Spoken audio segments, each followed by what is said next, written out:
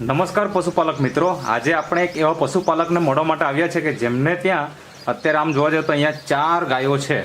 તો આપણે એમના પરિચય સાથે જાણીશું કે એમણે અત્યારે પશુપાલનનો વ્યવસાય કેટલા વર્ષથી કરે છે અને પશુપાલનમાં એ લોકો એવું તો શું કરે છે કે જેના કારણે એ લોકો અત્યારે નફાકારક પશુપાલન કરી રહ્યા છે. તો સૌપ્રથમ તમારો પરિચય આપજો. શું નામ છે તમારું? પટેલ વિશાલ કુમાર શંકરભાઈ. હા, અને આપણું ગામ કયું? ઉનાઈ ચેરવી. ઓકે, એટલે તાલુકો વાસદા ને જિલ્લો નવસારી. સારી. અચ્છા, તમે પશુપાલન કેટલા વર્ષથી કરો છો?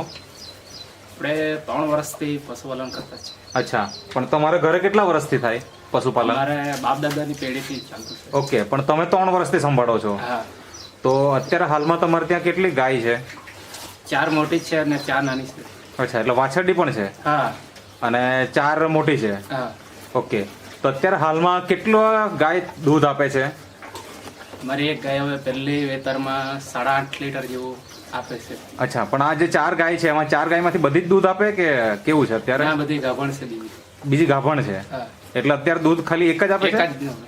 ઓકે, તો આજે પશુપાલનના વ્યવસાયમાં ઘણા બધા પશુપાલકો અલગ અલગ સમસ્યાથી પીડિત છે. જેમ કે બીજદાન ફેલ થાય, જેમ કે ગાય બેસાણ આવી જાય, આંચળમાં બીમારી આવે, દૂધ ઓછું થઈ જાય, ફેટ બરાબર નથી આવતા, બરાબર ને?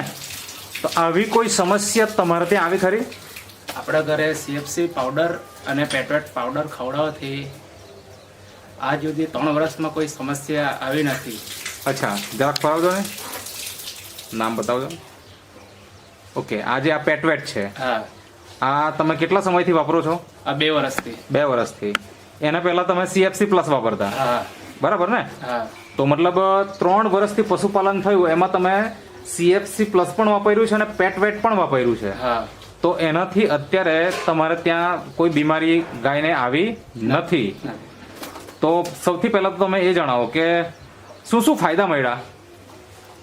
આપણે પેટવેટ ખવડાવવાથી બીજદાન સક્સેસ જાય છે. ઓકે, ફેલ નહીં થાય? હા, ફેલ નથી થતું.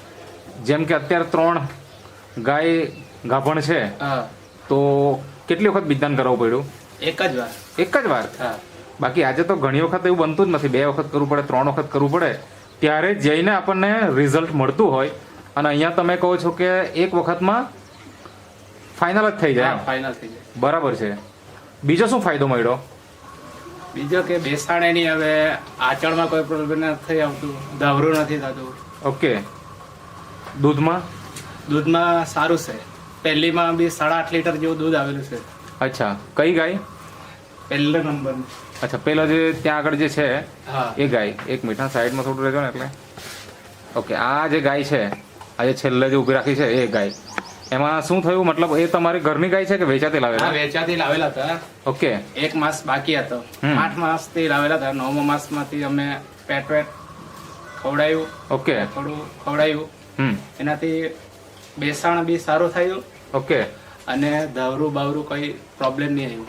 ઓકે, મતલબ ગાય બીજેથી લાવ્યા, હા. 8મો મહિનો હતો અને 9મો મહિનાની શરૂઆત હતી, હા. બરાબર ને? 8 હા. મહિના પૂરા થઈ ગયા, તો ત્યારે તમે આ પેટવેટ ચાલુ કરી નાખ્યું, એટલે એના કારણે ગાય વ્યવસ્થિત રહી, હા, ડિલિવરી વખતે કોઈ પ્રોબ્લેમ નહીં કોઈ આવ્યો, પ્રોબ્લેમ નહીં. અને બેસાણી તો આવવાનો પ્રશ્ન જ હા, એ નથી. તો નથી. અને સૌથી મોટું કે રિઝલ્ટ જે મળ્યું, દૂધ, એ કેટલા લીટર દૂધ નીકળે અત્યારે? 8.5 લીટર. 8.5 લીટર. આમ તમને અંદાજો શું હતો જ્યારે લાવ્યા ત્યારે? અમને એવું લાગેલું 6 લીટર આપશે એવું લાગેલું. ઓકે, તો આમ જોવા જઈએ તો 2 લીટર દૂધ નો વધારો થયો એવું કહી શકાય, અથવા તો વધારે મળ્યું એમ કહી શકાય, હા. બરાબર ને? તમારી ઉમ્મીદ કરતા પણ. હા, તો આ પેટવેટનો કમાલ છે. તો ઘણા બધા પશુપાલકો આજે પશુપાલન કરતા હોય, તમારા ગામમાં પણ હશે, હા. એમને કેવી કેવી સમસ્યાઓ આવી રહી છે પશુપાલનમાં? આ બીજદાન ફેલ જાય છે, હમ. પછી? બેસાણ આવી જાય. ઓકે, કોઈ કિસ્સો એવો તમારા ધ્યાનમાં ખરો? હા, હા, બોલો ને. નામ, ગામ એનું શું છે અને શું પ્રોબ્લેમ હતો? ને આપણે નરેશભાઈ મારા ફળિયામાં છે. હમ. એ મારું થોડું ઘરનું કામ કરવા માટે આવેલા હતા. હમ. મારી ગાયને હું જોયું અને એ ઓકે. એમ કે તમે શું ખવડાવો? મેં કીધું મેં પેટવેટ. ઓકે. ઓલરેડી એના ઘરે ગાય બેસી ગયેલી હતી હમ. અને એવો સરકારી પેલી ઇકો ને એવી આવે ને ડોર અચ્છા. માટે સ્પેશિયલ. હા, હમ. એનાથી બોટલ લેવા ચડાવ્યો પણ કઈ ફરક નહીં પડ્યો. અચ્છા, પશુપાલન માટે જે એક વેન ફરતી હોય, હા, કે એના સ્વાસ્થ્ય માટે એને બીમારી હોય તો એના માટે સર્વિસ આપે, બરાબર ને? હા તો એ વાન પણ આવીને એને બોટલ ચડાવી ગયા, હા પણ ગાય ઊભી નહીં થઈ. નથી. અચ્છા, એવું કેટલા દિવસ બેસાણી હતી? આઈ થિંક 10-15 દિવસથી બેસાડે હતી. ઓકે, હા તો પછી શું થયું? હવે આપણે કીધું એટલે આપણે એને પાવડર આપી આવ્યા. હમ 5 દિવસમાં ગાય ડિલિવરી પણ થઈ ગઈ ને ઊભી પણ થઈ ગઈ. સવાર સાંજ 2 ટાઈમ વપરાયું, 3 ટાઈમ વપરાયું કે 1 ટાઈમ? કેવી મેં એ રીતે? લોકોને એમ કીધું કે એક ટાઈમમાં હવે બહુ વીક છે એટલે તમે એક ટાઈમમાં 4 ચમચી આપો. ઓકે, એવો કેટલા ટાઈમ આપ્યો આખો દિવસમાં? 2 ટાઈમ. 2 ટાઈમ, હા એટલે 4 ચમચી 2 ટાઈમ આપી. તો કેટલા દિવસમાં ઊભી થઈ ગઈ એમ કીધું? 4 દિવસ. 4 જ દિવસમાં. આ જે ઉનાઈ છે, ઉનાઈ ગામ ને હા. આપણું, અને એમાં કયું ફળિયાની વાત છે? આ પટેલ ફળિયાની. પટેલ ફળિયા, ચરબી, હા બરાબર ને? ચરબીનું પટેલ ફળિયું એવું કહેવાય?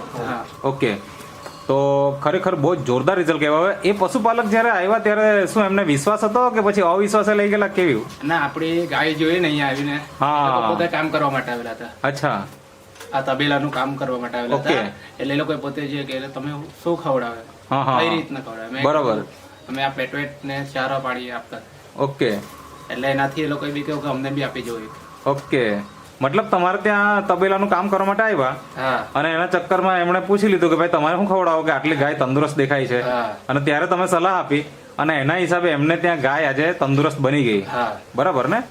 તો ખરેખર ખૂબ સારું રિઝલ્ટ છે. આવા તો અનેક લોકોને અલગ અલગ ટાઈપના આપણને રિઝલ્ટ મળ્યા છે. તો મને મારા અનુભવના હિસાબે વાત કરું તો ડોક્ટરી ખર્ચો તો મારો અહીંયા નહિવત આવતો હશે. આઈ થિંક આવે ખરો કે ડોક્ટરી ખર્ચ નથી. બીમાર પડે ને એવું ના ના નથી આવ્યો? મારે ખાલી બીજદાન જ એક વારનો ખર્ચો. બસ ખાલી બીજદાન કરતી વખતે ખર્ચો આવે એટલો જ, અને એ બી એક જ વખતમાં આપણું સક્સેસ થઈ જાય, હા. બરાબર ને? અને બીમાર પડવાનો કોઈ પ્રશ્ન જ રહેતો હા, નથી, નથી. બરાબર? તો શું કહેવું છે બધા પશુપાલકોને તમારે? કે પેટવેટનો યુઝ કાયમ કરવાનો. તમે રેગ્યુલર ખવડાવો? હા રેગ્યુલર. એટલે સવાર સાંજ 2 ટાઈમ કે 1 ટાઈમ કે કેવી 2 રીતના? ટાઈમ એક ચમચી. બધી જ ગાયોને ખવડાવો છો? હા ઓકે, તો જો આ 3 ગાય જ્યારે વિયાણ થઈ જશે તો કેટલું દૂધ આપશે એવું લાગે તમને? અત્યારે સવાર સાંજ કેટલું દૂધ આવે એક ગાયનું? અને એક ગાયને 8.5 લીટર આવે છે પહેલીનું. 1 ટાઈમ કે 2 ટાઈમ મળીને? એક ટાઈમ 1 ટાઈમ, એટલે સવાર સાંજ કેટલું થાય? સવાર સાંજ માનો ને થોડું અડધા લીટર જેવું ઓછું આવે સાંજે. એટલે 15.5 લીટર ખરું, હા બરાબર ને? હા અને જો આ 3 ગાય જ્યારે વિયાણ થશે તો તે સમયે શું લાગે તમને અંદાજો કેટલું દૂધ આવશે રેગ્યુલર? આઈ થિંક 27-28 લીટર જશે. 1 ટાઈમે, હા બરાબર?